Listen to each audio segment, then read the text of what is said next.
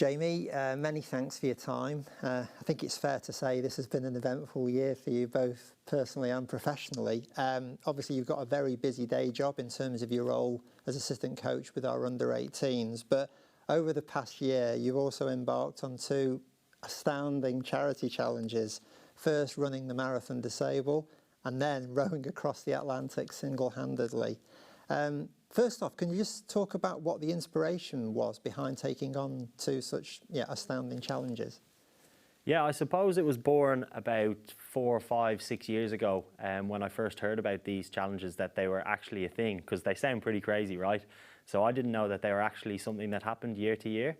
And then when I watched them on documentaries a number of years ago, and I said there and then, I'm going to do that. I didn't quite know when, and I definitely didn't quite have the courage back then to say I'm going to commit to doing it. And then COVID comes about, and you have a lot of time to think, and you have a lot of time to just like reflect and consider on life and everything else. And I just thought there'd be no better moment than start planning now, and in a couple of years' time I'll be able to achieve something cool. So that was when the whole journey sort of began. And obviously, when you undertook them, I mean, the challenges were in aid of two specific charities, weren't they? One was City in the Community's City Thrive initiative, which is a mental health programme for young people. And also you were undertaking it on behalf of the Cancer Fund for Children in Ireland. Can you talk about why you decided to focus on those two charities in particular? Yeah, I just thought it would be important for me to give back to people here in Manchester, where I'm living at the moment, and also back where I'm from in Ireland. I just thought that both charities have such a worthy cause and are so impactful in the areas where they work. I just thought it was two brilliant initiatives. Cancer Fund for Children is doing great work back in Ireland to help support people that are going through a cancer diagnosis. And then here in Manchester, I obviously work with teenagers, and I see the effect that sort of COVID has had, and generally the need for support for mental health. And I just thought it was a brilliant initiative that would also be great for me to support. I think obviously, as you've mentioned COVID, and I think because of that, the importance of mental health has been even more highlighted, hasn't it? So has that got a particular sort of relevance for you, really, in terms of why you wanted to support that initiative? Yeah, of course, definitely. And I wanted to support young people as well. And I've seen the effect that it's had on young people, that they've had dreams and aspirations that have been put on hold over the last few years. And I just wanted to do something that I know would be so beneficial for these people, and that would be used in a way that can really help in what's a really needed sort of area at the moment. And in terms of preparing for that challenge, could you perhaps talk about the support that City in the Community here at the club provided to you beforehand too? Oh, well, City in the Community, honestly, I don't know where I'd be without them. They were such a huge key stakeholder in this whole thing, really. They pushed it when I really needed it. They helped me from a fundraising perspective, but also from just being a shoulder to cry on at times, which I needed throughout the whole journey for sure.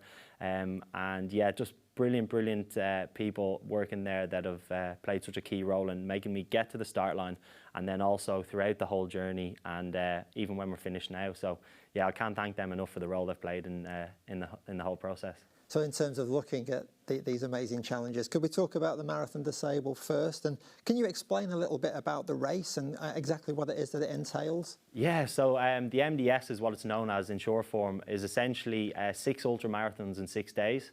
So having not run an awful lot before I started this challenge, I knew it was going to be really tough. And then you factor in the heat, the sand, and the fact that you have to carry everything on your back to survive. It was a big sort of training process just to get myself somewhat prepared for what was to come, even though you just can't be fully prepared for what reality is out there.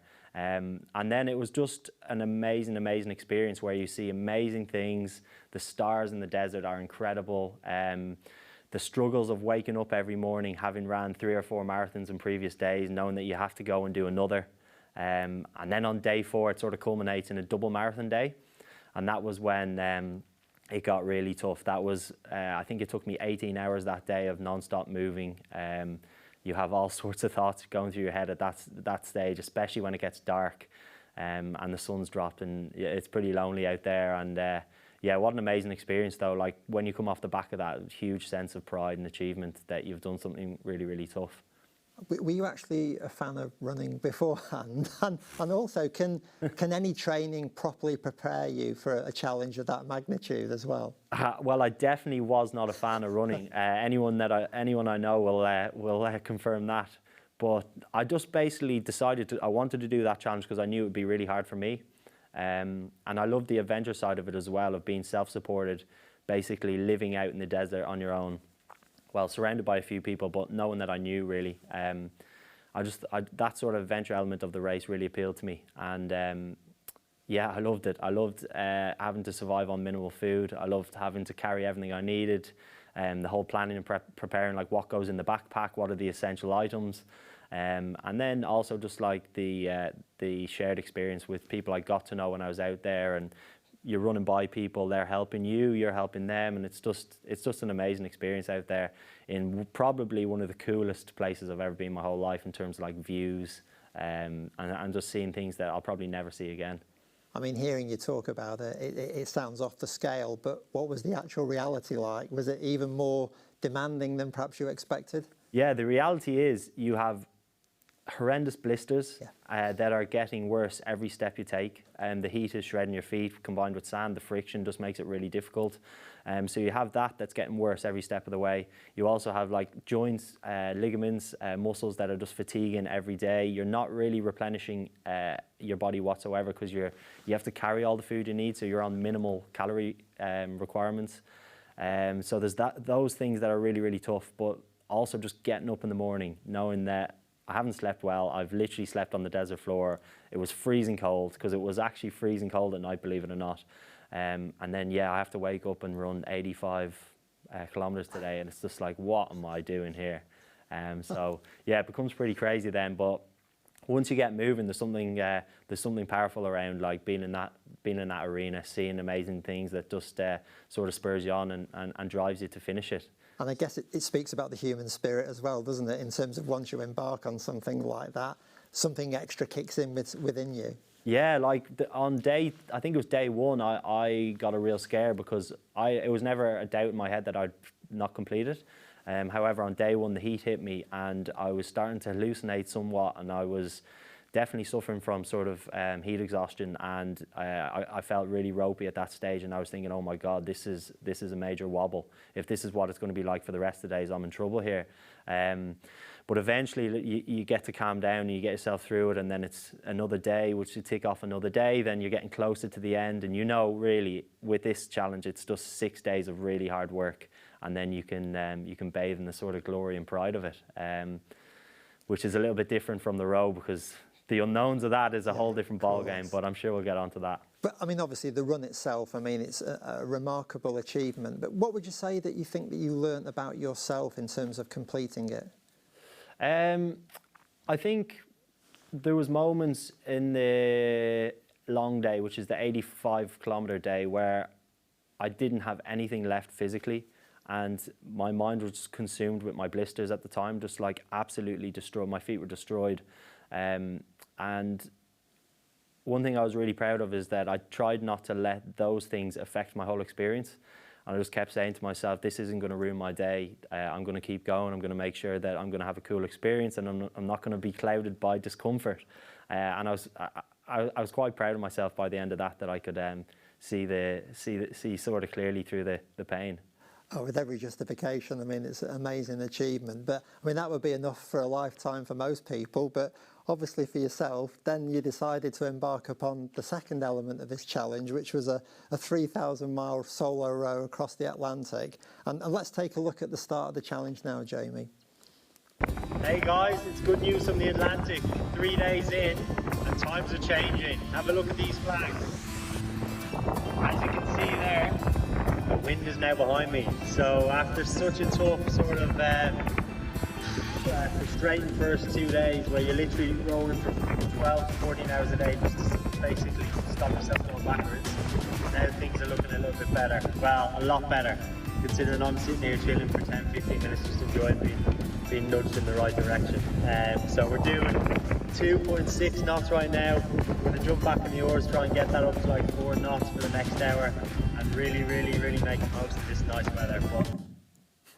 That's amazing. I mean, again, Following on from the question about the marathon, had you ever done anything before in terms of preparing you for a rowing challenge? Had you ever rowed before? No, so this was massively crazy. This took sort of a big, huge leap of faith for me because like you said, I'd never rowed before. I'd no maritime experience. I'd never spent time sailing or on the ocean. So this was a huge sort of jump into the unknown for me. And it took every ounce of courage that I had just to say that I'm going to commit to this challenge. And never mind the feeling of what it was like at the start line. But obviously, again, it's a challenge of a completely different magnitude, isn't it, to the ultra marathon, which is astounding in itself. So were there any particular sort of elements of sponsorship or training that you had to undergo before you were able to hit the start line? Yeah, so in order to qualify for the row itself, you need to do something like 200 training hours on the water. So combining that with my day job was really challenging just to find the time in order to get that right. So I spent sort of the summer before I headed out to do the row in Wales, just practicing out in the boat as much as I can. I did a 48-hour training row on that where you're trying to eat all the same foods that you're going to be eating and just living life on board, which is surreal, honestly. It's totally different to day-to-day life that we're used to. So yeah, there was a huge sort of training aspect, but then also there was a huge logistical situation that you had to manage in terms of getting the boat in the right place all the time, preparing all the equipment, making sure your fundraising and sponsorship is in the place you need it to be, as well as arranging everything in terms of your day-to-day life to fit in with the whole sort of schedule. So it really was a crazy 12 months, and that's where, like you said, people like City and the community were just so helpful in order to just get me in a position where I can get to the start line. Now, speaking as someone who's got a natural aversion to water, I mean, I've got to ask you, how scary and daunting a prospect was it thinking about what you're about to undertake? Yeah, you know what? My biggest fear in life is sharks, and then closely followed by like snakes. So I had snakes in the desert that were constantly in my mind, and then I had sharks that were genuinely constantly in my mind out here. It took a while for me to actually see one when I was out there, but yeah, when I did, it was pretty crazy. And I don't know if you guys know, but you have to clean the bottom of the boat, the hull of the boat, every sort of 4 or 5 days when you're out in the Atlantic, just to keep your boat speed up, to stop the barnacles growing. And I remember the first time I sat on the edge of the boat thinking, am I really going to jump in here and clean this? And I'll be totally honest, I should have GoPro'd it, but it took me 15 minutes to go, do I, don't I? And I was just dangling my feet in the water being like, I've no idea what's below me here. But yeah, those are the moments where you're like, right, got to show the courage to go and do it. You're in a cool place. How amazing would it be to be probably the only person on earth to have ever swam in that one spot? So yeah, I'm really pleased I had the courage to go and do that and keep the boat speed up, most importantly. Now listen, before I ask you about what was potentially the toughest part of the crossing, let's take a look at you at the halfway point of the row across the Atlantic. Hey everyone, day 29 here from the Atlantic, but more importantly, day 1 of the second half of the race. So yeah, it was a pretty cool feeling getting to halfway yesterday, and a big relief, to be honest. It's a big sort of target notched off now, so looking forward to my secret little countdown inside. I've got in the cabin where I'm notching off a day, so I've got a date in my head, so fingers crossed I can stay on track with hitting my 50 miles a day and get there. Today, as you can see, it looks pretty calm, so quite different to the last 7 days or so, which on some levels is great because I can chill out a little bit and maybe get some time to get the bean bag and relax and enjoy sunset. But on the other hand, I probably won't be making much distance up today. The beard is growing anyway. Amazing to watch. But again, I've got to ask, I mean, was there a specific part of the challenge that was the toughest element for you? I could answer that in a couple of ways, to be honest. So the scariest moment was around Christmas time, where we had 3 days of really huge weather. Like, I'm talking about waves that are undescribable. Yeah. I've never seen conditions like this. And I remember sitting in the rowing position, so you're looking at the waves coming this way, thinking, if this breaks, like, I'm in big trouble here. And you're just praying that you don't see the white water at the top of the wave, because if you see that, you're in real trouble. And I remember a couple of times being in positions where I literally just drop the oars and hold on because the wave's coming for you, and you feel really out of control and vulnerable in those moments. So that was incredibly scary. And when those 3 tough days were over, it was a huge relief knowing that I'd sort of survived that big weather, and I just really hoped that I hadn't go through that again. But in terms of the hardest part of the row for me was probably the final week. So I felt like I got to such a great stage where I was 200-300 miles from the finish line. My family were in Antigua. I had literally 3 or 4 days of rowing to go and I'd done it. And then all of a sudden the weather changes and I start getting pushed south. And I had to go on power anchor, which basically means the boat is still in the water, so I'm not making any progress to land. And for me, that was the most challenging and difficult part mentally, because I was just broken at that stage. I thought I was home. I thought I was so close with 3 days to go. My family's there waiting for me, and I'm now in a position where I'm losing ground. And every day that I spend here is just another day on the ocean where I don't need to be. And yeah, I hit rock bottom at that stage. Completely understandable. I mean, a general point, I mean, were there any part of the crossing at all where you were ever tempted to give in or give up or stop, or did that thought not enter your head? Yeah, it's funny you say that, because it's just simply not an option out there. There's no one there to come and save you. You're totally on your own. So from that side, it just didn't enter my head. The only way I knew I was getting off that boat was in Antigua, and I was really driven and focused in that. And yeah, that was where my mind was fully focused. Well, I think it speaks volumes for your mental strength, that, doesn't it? Because I also wonder how you actually dealt with the isolation and the lack of human contact and companionship. I mean, how tough was that? Yeah, way, way tougher than I expected. I'll be honest, I think I cried for the first 29 days straight, just like random outbursts of tears. And I wouldn't say I'm a very emotional guy day to day, but there's something about being out there on your own that just, it really, really hit me. And I can't pinpoint exactly what it was that made me so emotional. But it was probably just a culmination of everything, being on your own, being so scared, being on high alert the whole time. I think that was one of the hardest things I encountered out there, was your mind is never given the opportunity to shut off because you're so worried about safety. So even when you close the cabin at night and you're lying there trying to sleep, you're always looking at the chart plotter, which is, you've got your position showing any big like cargo vessels that could run you down, or you're listening out for the noises of the waves slamming into the cabin beam. Is that right? So you're constantly on high alert because you are the only person that's going to save you out there. And that was so mentally draining, and it affected my sleep so much, which just made it so difficult. Again, it's difficult to comprehend, really. But I guess the encouraging thing, Jamie, was that along the way, I mean, you did make a few friends, didn't you? If we can have a quick look now. Hey guys, yeah, I've got a shark following me. I don't know how I feel about it, to be honest. It's been pretty cool to watch it for the last 10 minutes, but at the same time, it's kind of yeah, not really as well.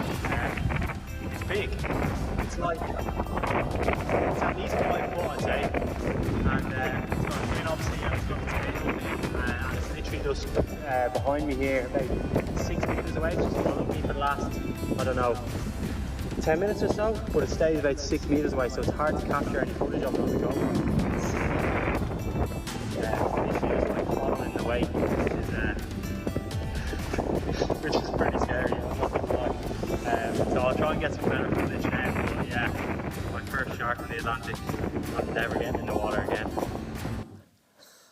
I'm not surprised to hear you say that, looking at that. Just thinking about the sort of isolation and all the challenges from that aspect, was there anything that really helped you with the loneliness, and in terms of days where perhaps you did feel a bit low and it was a bit of a struggle? The communications with home were key, whether that was just a small text message on my sat phone or any sort of communication with the outside world was so important to me.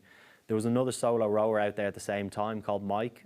He was a little bit ahead of me, and we had a weekly chat on a Saturday, and that was really, really, really important to me as well, just having something to look forward to and someone that's in the same position, going through the same stresses. So that helped a little bit as well. And then my weekly sort of rituals, like I always had a can of Diet Coke, or sorry, a can of full fat Coke. I treated myself on a Sunday evening. So it was small things like that that I look forward to, just to try and break up the week. That was it turned out to be key. And obviously all the while that you've been doing this amazing challenge, there's the football season continuing as well, with important matches and important events going on here. Were you able to get any updates from the lads in terms of how their progress was going on? Yeah, so some of the staff at City, they texted me after every game more or less with the scores and who scored, and that was really, really nice to hear that like the world was going on out still while I was out there. And it gave me something to look forward to as well, because I really did miss football out there. So yeah, knowing that the lads were doing well and had a really good run of form post-Christmas as well, it was really nice to hear. And particularly with some of the big competitions coming up with the Youth Cup and stuff that sort of began while I was out there. So it was great to keep tabs on that and stay in the loop with football, because that was something I really, really missed. Can imagine. But I mean, amazingly, after all that you'd gone through, all the trials and tribulations, after 54 days, you made it to the finishing line in Antigua. And let's take a look here at you crossing the finishing line in the Caribbean. Go on! 50 metres! There you go, Jamie! You have done it! Crossed the Atlantic! Well done! Well done, mate!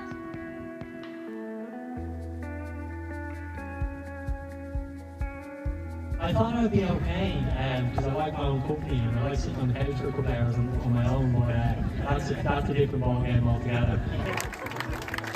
Legend! Yes, Jamie!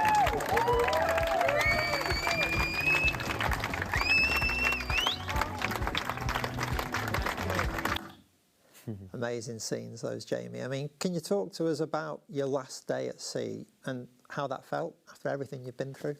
Yeah, like it was such an exciting period that last day.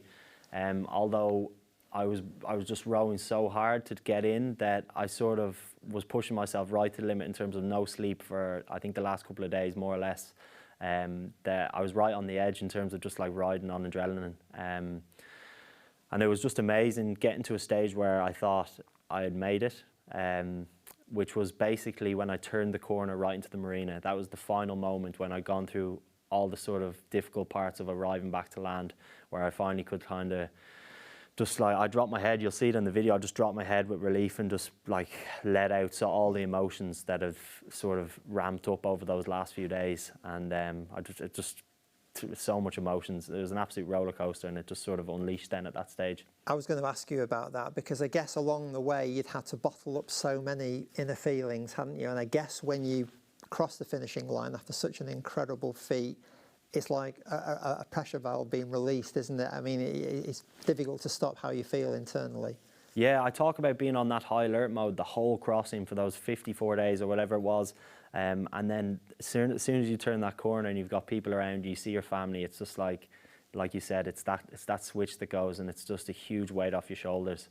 And you can finally look forward to the comforts that come from land. I couldn't wait to just take the pressure off my bum, to be honest. It was so sore at that stage. The last sort of 10 days I was in agony, and I had lots of like cuts and boils on my bum that were really difficult to manage from just sitting in the same position for so long.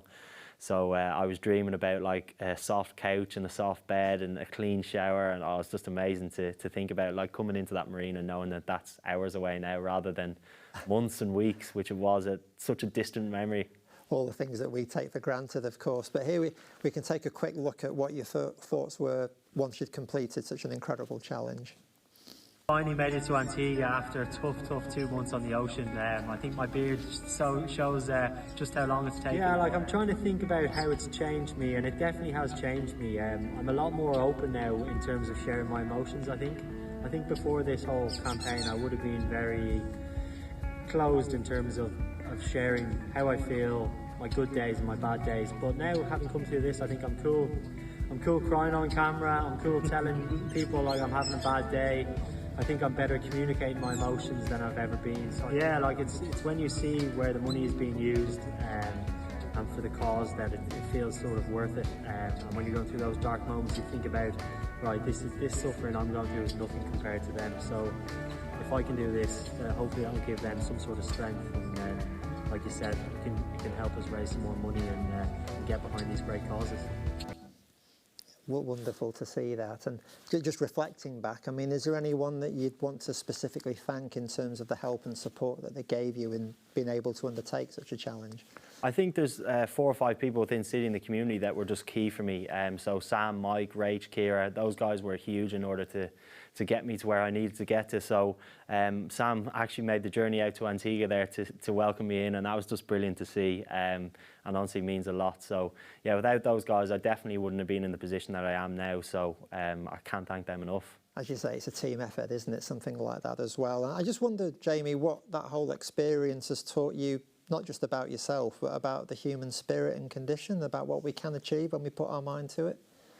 Yeah, I've learned a lot about that, and one of the big things I've taken from the row is that knowing that everything comes to an end at some stage, all those difficult moments. I'd been through all sorts out there, from terrible weather conditions to storms to moments where I thought my life was at risk.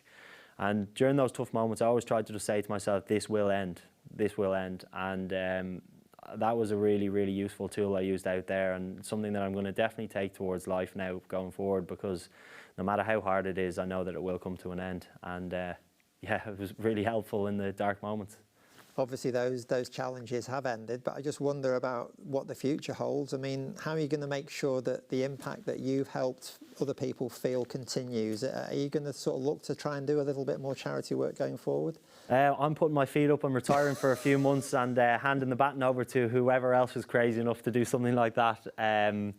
Yeah, no, I'll continue to do challenges that excite me and stuff, but on a much smaller scale. That was ginormous, and that was me going right from here to there in terms of my fears and stuff like that. So yeah, I'll do a couple of things. I've plans to climb some smaller mountains and stuff over the next summer or so, but nothing like that. My feet are well and truly up. I don't think anyone can blame you for that.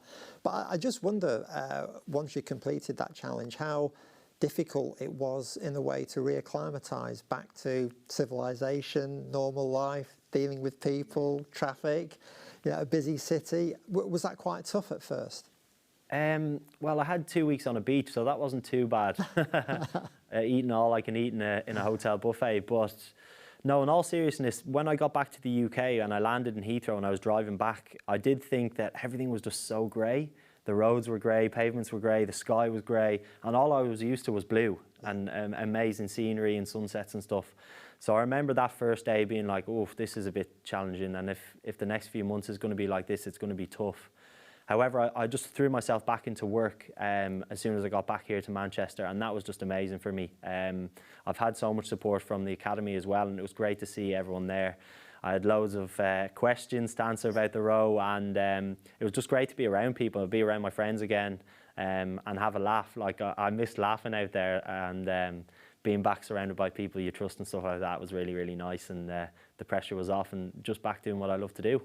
Well, yeah, as you say, I mean, you've come back at sort of the busiest time of the season as well, haven't you? I mean, in terms of the under-18s, we've got an FA Youth Cup semi-final to look forward to, and we're also really pushing for a third successive under-18 Premier League national title. How exciting are the next few months in terms of what the future holds there?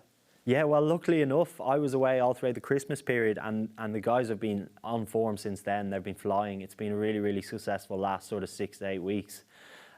So I think the momentum's in a really good place at the moment, and it's just about keeping that going and moving forward now into the games we have coming up. We've got 4 league games left, so I know people say 4 cup finals. It essentially is. We need to win all those games in order to put ourselves in a position to win the league. And then, like you said, the FA Youth Cup is a really huge moment in terms of the players' sort of journey in the academy. It's the culmination of a lot of years' hard work. So that's a huge moment for the boys, and they're all looking forward to it in terms of playing at the Emirates in front of hopefully a big crowd. Yeah. And it could be sort of the biggest game that they've ever been involved in. So yeah, it will be nerve-wracking, I'm sure, for most of them and for us as staff, but a huge occasion that we're really looking forward to. And obviously, as a club, I mean, we boast a really proud record in the FA Youth Cup, don't we, Jamie? But I mean, in terms of going to somewhere like the Emirates, playing in front of a big crowd, as you say, I mean, experiences like that, that's what part of their journey in the academy is all about, isn't it? Yeah, it's those high-pressure moments. At City, we don't often get those moments that are really, really difficult, right on the edge, where it's a high-stakes game and it's all to play for. And the Youth Cup does give us that, and that is exactly what this game is going to be about. How will they handle the big stage? Will they be able to perform under pressure? And as staff, that's going to be highly intriguing just to see how each individual handles that. But for the players, what an amazing sort of game to look forward to. Because obviously in the FA Youth Cup, it's the first time we've been drawn away this season, and what a draw it is as well to go to London to play Arsenal. And City Arsenal in any competition is huge at the moment, isn't it? And that adds an extra element of excitement to the fixture too. Well, it's funny you say that. When I was on the row and I kept getting the updates about the fixtures, I was like, every Youth Cup game we've played is at home here. And quite, not sort of an easy draw, but a lower opposition. So I was thinking, like, this is pretty funny here how we've got ourselves to this position, and yeah, and then the Arsenal draw comes out, and it's like, right, let's go. Here we are. This is a big game now, big occasion. And obviously in the league too, I mean, we've been on an astounding run of form, particularly since Christmas. Top of the table, 4 games to go, as you say, everyone carrying huge importance. But how exciting is the prospect there, and particularly the knowledge that, you know, we've been successful the past couple of seasons. If we could make it a 3rd title, what a fantastic achievement that would be. Yeah, the teams over the last few years have been phenomenal in terms of competing and winning those competitions. So. Although we don't really feel the pressure of needing to win, it's something that we all really want to do. And yeah, it would be amazing for the club to achieve 3 years in a row. However, we've got 4 games left, and it's more so just focusing on performances and results for those, as well as like we said for the Youth Cup and stuff like that. So yeah, it would be amazing, but it's kind of small steps for now. Absolutely. And obviously at the same time, the elite development squad, they're going really well in PL2. You know, hopefully we can go on there and make it a 3rd title in a row too. I mean, it feels like the academy, again, it's a really inspiring place to be generally for everyone who works there. Would you sort of buy into that? Yeah, honestly, it's a dream. For anyone that loves football, what a place to work. And like I said, when I was out in the row, I just couldn't wait to get back. A lot of people are doing the row thinking about the drain of going back to work and day-to-day life. I was the total opposite. I couldn't wait to get back and be around people that I'm close with, being around the players and stuff like that. So yeah, no, it's a great place to work. Brilliant facilities, really highly talented staff and players. And yeah, it's just it's a dream come true working at Man City. What a fantastic thing to be able to say. And just finally, Jamie, I mean, in terms of your own amazing achievements, do you think there's any advice that you perhaps could give some of the younger guys from your own feats in terms of what an individual can achieve when they put their mind to it? Yeah, I think there is. There's definitely some crossovers from the rowing experience and day-to-day life as a young pro footballer. I think how I spoke about dealing with those tough goal moments, knowing that it's going to end, I think that's something that we're going to look to sort of implement and speak to players about, because yeah, it's a difficult career being a young professional with the strain and the stress and the pressures. So knowing that they will come to an end at some stage and good form is around the corner, or your next goal is around the corner, it's important. So yeah, there will be some crossovers we'll definitely look to share. That's fantastic. I think you're a shining example to us all, Jamie. Thank you so much for your time, and many congratulations again. Thank you very much.